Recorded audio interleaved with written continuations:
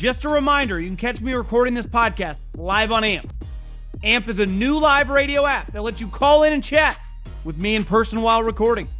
Get the app on Apple's App Store and make sure you follow me at John Middlekauff to get notified when I go live. What's going on, everybody? John Middlekauff, 3 Now Podcast. Name of the show, that's me. A lot of football talk coming up. Bears did not have a great day. Kyle Shanahan, 49ers, Giants, we'll dive into a couple thoughts there, as well as college football. Deion Sanders, the big weekend that will be on Saturday. But first, I need to tell you about a couple things. Subscribe to the podcast, 3 and Out, wherever you may listen. If you're watching this on YouTube, subscribe to the page. Hammer that like button. Leave a comment below. Thevolume.com, if you have the internet, go check out our merch. We got 3 and Out hats, flex fit, as well as trucker hats. And yeah, but first, let me tell you about something. A friend of mine, a partner of ours, and the official ticketing app of the show. If I wasn't going to a wedding this weekend, can't wait to watch Matt and Emily get married, I'd probably be going to USC Arizona State. And that's not to see the Sun Devils. Caleb Williams coming to town. I'd love to get my eyes and watch him play live. One of the best prospects in recent memory, and I would do it with my friends at Gametime. Just download the Gametime app. You can go to any college game, any pro game, concerts, comedy shows. They have you covered. Interactive maps to find specific price points, how much you want to spend, where you want to sit, and just type in the promo code John. That's JOHN, JOHN for $20 off your first pair of tickets. Don't even need a thank you. Go enjoy yourself. Have a good night out. Have a good day out. And do it with Gametime app, promo code John. The Bears had a horrendous day. They really did. I didn't realize that their defensive coordinator was not with the team last week. And then today, rumors were flying around on the internet. His house was raided by the feds, who actually, ironically, have Peanut Tillman, who is an FBI agent now. And rumors are that he called Eberflus, Ryan Poles, and the Bears organization to let him know of, I'm not going to say what the internet rumors, but they're pretty eye-opening. And some NFL reporters tweeting out things going on of coaches being beyond shocked. And Albert Breer wrote, one coach texted him, fucking crazy. So some wild stuff is happening. And listen, this season is going very, very poorly before this ever happened. They had lost 10 straight games coming into this season, right? This individual situation, even though he's Eberflus's guy, the information, I'm not, as of right now, putting any blame on anything this guy did on the head coach or the GM. But these are the type things when the FBI raids your coordinator's houses and he has to resign on a Wednesday of week 3. We'll get into the quarterback in a second, that usually mark the time where when everyone's fired, you go, yeah, that was the beginning of the end. And I just think, and listen, in my decade plus of living in the Bay Area after moving back from Philadelphia, I saw some craziness in terms of football madness, right? In terms of football drama. I saw Jim Harbaugh to Jim Tom Sula. That was wild. I've never seen anything quite like that. I saw a lot with the Oakland Raiders before they moved, from fired coaches to staying at the Coliseum while they had already officially moved, but they didn't have a place to play. I've seen craziness, and that's just part of, the biggest television show in America, which is the NFL. When you start having coaches be involved with the feds, usually when you get raided, something not so good is happening. You can Google the rumors for yourself. And then when you're losing on top of that, this team is in shambles. It really is. What's crazy is a couple years ago when they fired Nagy and they fired Pace, it felt like they reset. It feels like they need a reset again.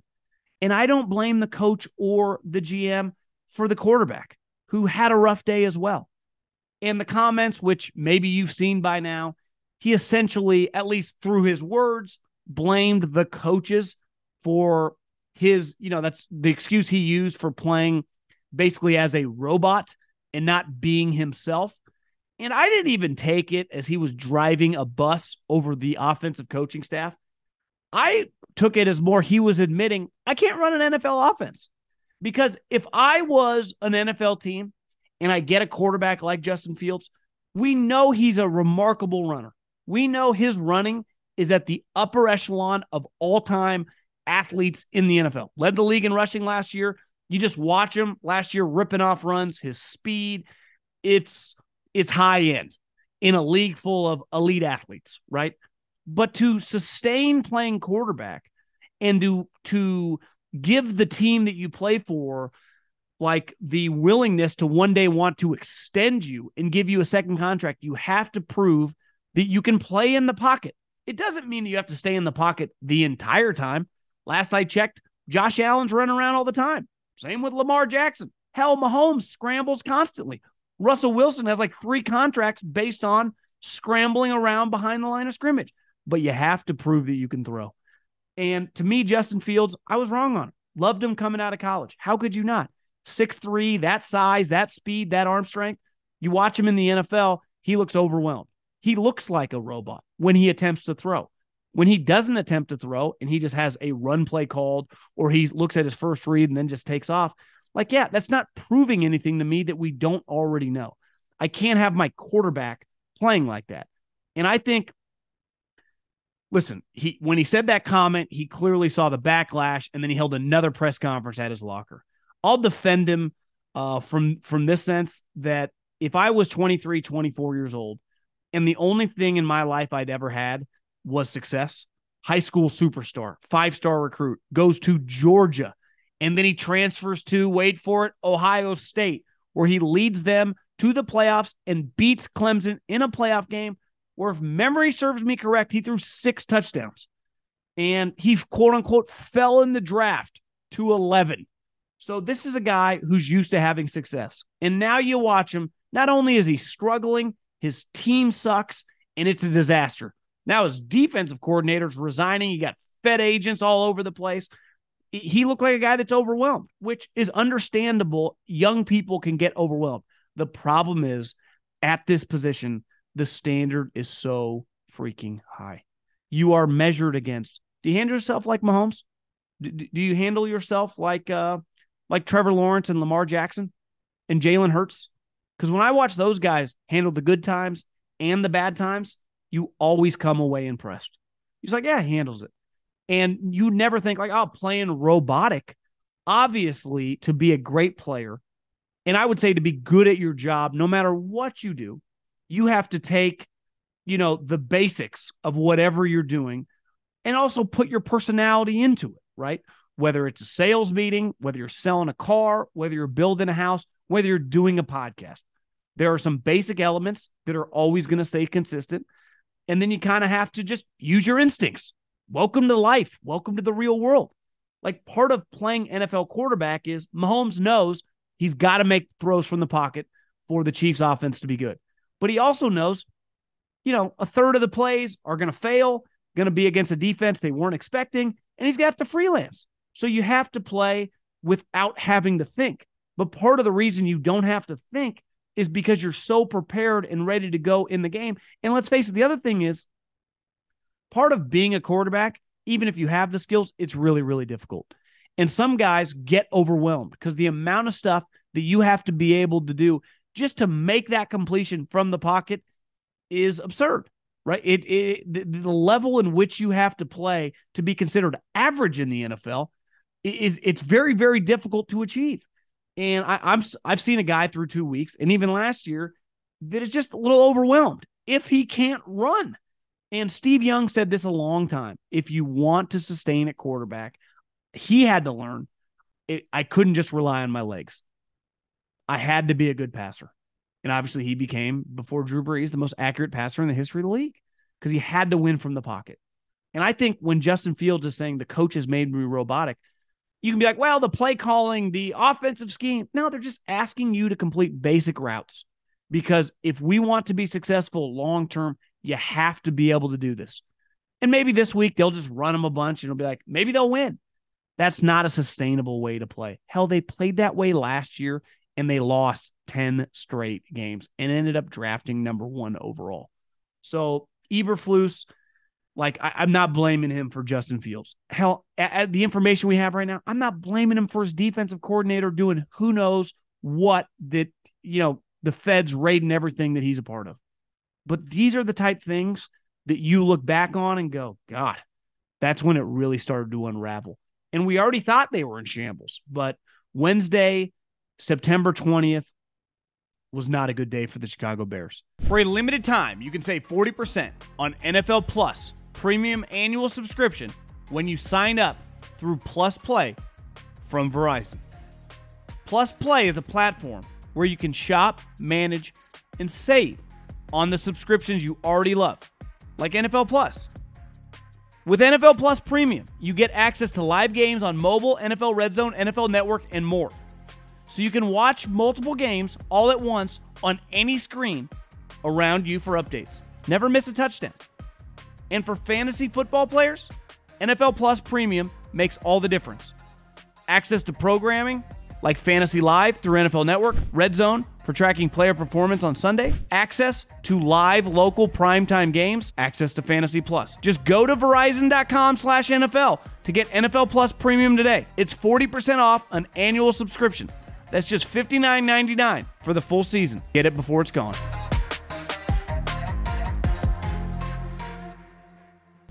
Okay, Thursday Night Football, which on paper doesn't look great, right? The 49ers are a 10-point favorite.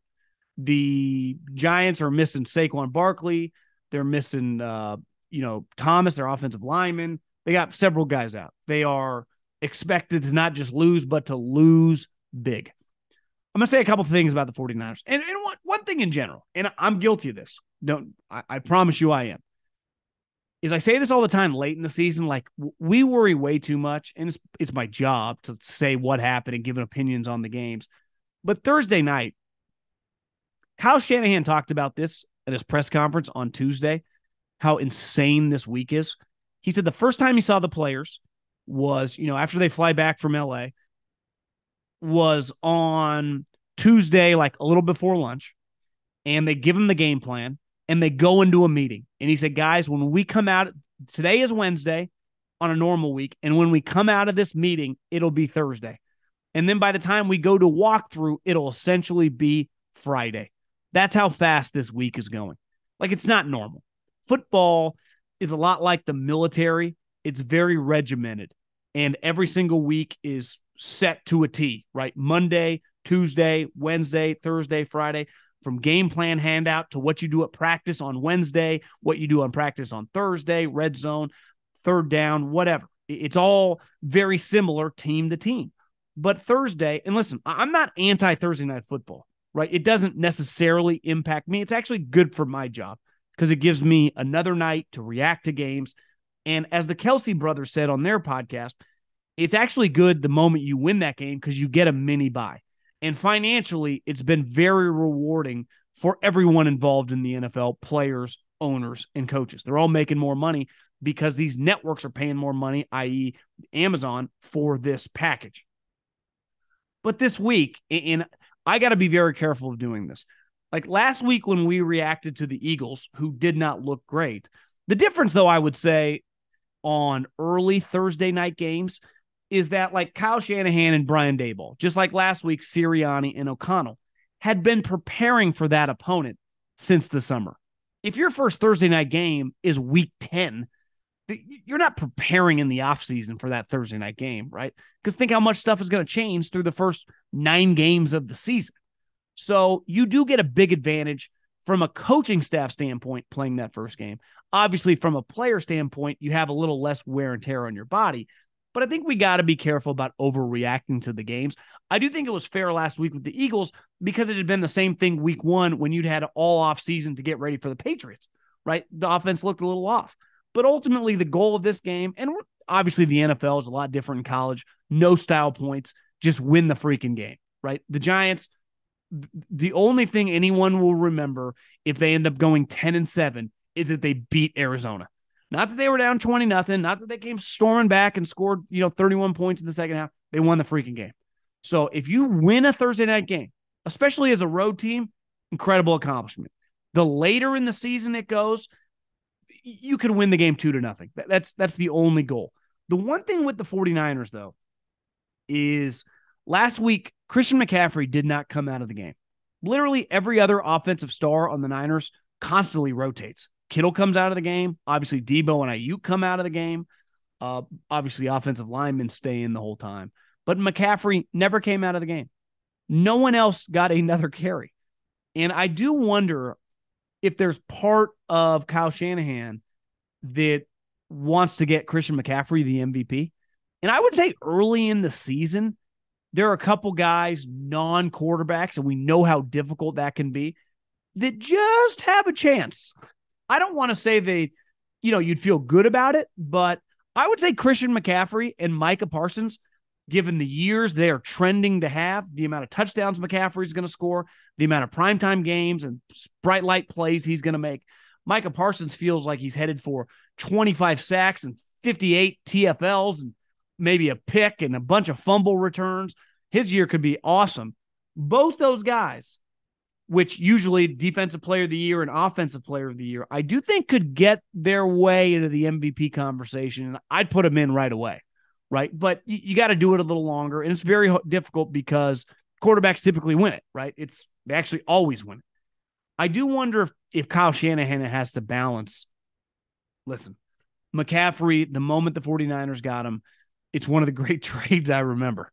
And I thought it was kind of crazy at first. Second, a third, and a fourth for a running back who's been banged up a lot. He's been fucking fantastic. He's been unstoppable.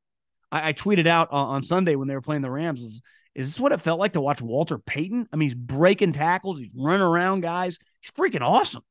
But you do have to conserve him for the long haul. And you have a guy, Elijah Mitchell, who a couple years ago ran for almost 1,000 yards as like a 6th-round rookie. Like, you have other players on your team that I don't know can give the guy a breather. So Kyle Shanahan, I understand what he's saying. Thursday night games, pretty unfair to everyone involved, though everyone benefits that is involved financially. I do think he has to, because listen, Sean McVay with running backs will kick them to the curb so fast your head will spin. Love Todd Gurley when he was running around people and running by people. The moment that knee got a little bulky, threw him in the trash. Cam Akers felt like he loved him. Last year they started butting heads. All offseason loved each other again. Now they're trying to trade him. Clearly nobody wants him. McVay turns on running backs. Kyle Shanahan gets a running back. He's going to ride that guy into the ground. Luckily for McCaffrey, he's a great player. So if he is going to ride you, your numbers are going to be awesome. This is a guy with injury history, man. And if the 49ers are going to win the Super Bowl, because that's their goal right now, not to get there, not to get back to the NFC Championship game, is to be the 1 seed and win the Super Bowl. Especially Kyle. Like, think of the coaches that he's compared to. Sean McVay, his big rival. He's beat him like 8 straight games in the regular season. It doesn't matter because, or 9, because Sean McVay beat him in the most important game they've ever played. That was the NFC Championship game, and then went on to win the Super Bowl. And it feels like Kyle Shanahan, if he doesn't win it and doesn't win it soon, and this year it feels like, I don't want to say it's on a platter for him, but he's clearly one of the 3 or 4 best teams. He's going to start kind of that early career Andy Reid, right? Now, that clearly aged pretty well, and anyone that was around Andy knew he was destined to win big, and when it's all said and done, he might have 4 Super Bowls. But you could argue that some of these teams are every bit as good as some of those Eagles teams, if not better. So there's a lot of pressure, not just on Thursday night at home as a 10-point favorite, but just in general. Like, Kyle's got to get it done, and this year is shaping up to be as good as any. We're back with another week of football, and DraftKings Sportsbook is keeping us in on the NFL action with great offers every single game day. New customers can bet $5 and get $200 instantly in bonus bets. Throw 5 down on any of this week's epic matchups to walk away an instant winner. And DraftKings isn't stopping there. All customers can take advantage of 2 new offers every game day this September. Football's more fun when you're in on the action. So download the app now and sign up with the code JOHN, J-O-H-N. New customers can bet $5 to get $200 instantly in bonus bets. Only on DraftKings Sportsbook, an official betting partner of the NFL. With code JOHN, J-O-H-N. The crown is yours. One theory I've had for a while is, there are a lot of variables to the NBA losing ratings over the years, right? And to me, one of the biggest is guys not playing. I mean, you turn on the TV and people aren't playing. I think that's a big reason. Adam Silver, if you haven't seen the story, they passed a law like they're going to be very, very strict on resting and load management, as they call it. Another thing I don't think we talk about enough is the growing irrelevance of college basketball. And I'm not talking about the NCAA tournament. I'm just talking about the season. When I was a kid, I don't know if college basketball was as big as college football, but it wasn't that far away. And a big reason was every guy that was going to be drafted and every star in college basketball went on to the NBA. And you got to follow their career for several years. Most guys were not even one and dones. They stayed at a school 2 or 3 years. So you got to build up their stardom and then follow their career. Like Steph Curry. You watched him blow up in the NCAA tournament, and then he came back. You got to build up knowing who Steph Curry was before he ever played an NBA game. Hell, even LeBron, who never went to college, followed the guy in high school for multiple years. So by the time he got to college, or the pros knew who he was. But college basketball was huge. Kentucky, Kansas, Duke, North Carolina, UCLA, Arizona, they build up stars. Those days are over. I mean, I'm buddies with a guy who works in the NBA and is very, very close. The guy that was drafted very high, who went to the G League. And while I knew who the player was, never saw him play, never saw a dribble until he got to the NBA, just like most fans. So while he got drafted very high, his stardom, right, was nowhere near what it would have been if he had played at Duke or Texas or UCLA.